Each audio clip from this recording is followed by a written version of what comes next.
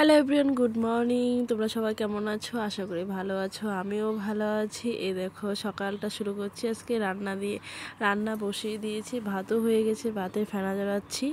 কি বলবো বন্ধুরা, শ্বশুর বাড়িতে যতই কাজ করো না কোনো কাজের কোনো শেষ হয় না। এটা না ওটা, এটা না এটা, সারা দিন ধরে একটা না কাজ করতেই হবে।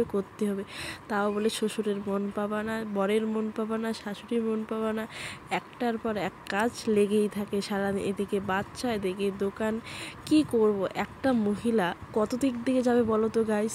তোমরাই বলো। এত কাজ করতে করতে মহিলারা ক্লান্ত হয়ে যাচ্ছে। কি অনেক কথা বলে ফেলেছি। এদিকে দেখো ভাতও হয়ে গেছে, এদিকে বেগুনের চপ বানাচ্ছি। বেগুনের চপটা বানাচ্ছি, একটু চালের গুঁড়ো দিয়েছি আর হলুদের গুঁড়ো, লঙ্কার গুঁড়ো, লবণ দিয়ে সেটা বড়াটা বানিয়েছি। এদিকে আবার একটু লাল শাক এনেছিল বড়মশাই বাজার থেকে, সেই শাকটাও বানিয়ে নিয়েছি।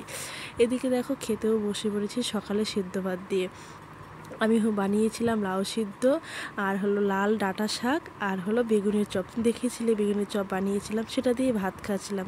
দেখে কি খেতে ভালো লাগছিল না। এত গরম পড়েছে আজকে, গরমটা প্রচণ্ড, রৌদ্র উঠেছে, খেতে একদম ভালো লাগছে না। সবগুলো ভাত ফেলে দিয়েছি। দেখো একটুকু রুচিই লাগলো না খেতে। এদিকে দেখো মাংস এনেছে, মাংসটাও রান্না বসিয়ে দিয়েছি। মাংস এনেছিল, আমি বলি কি আগে সিদ্ধ ভাতটা খেয়ে নিই, তারপরে মাংসটা বানাই।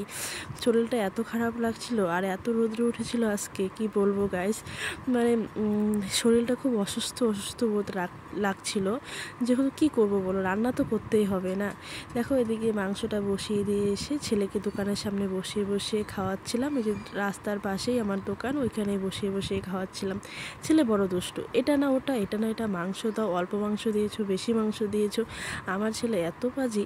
ওই ছেলেটা হলো আমার ননাসের মেয়ে বলি, সরি, ননাসের ছেলে। দেখো মাংস তরকারিটাও হয়ে গেছে। দেখো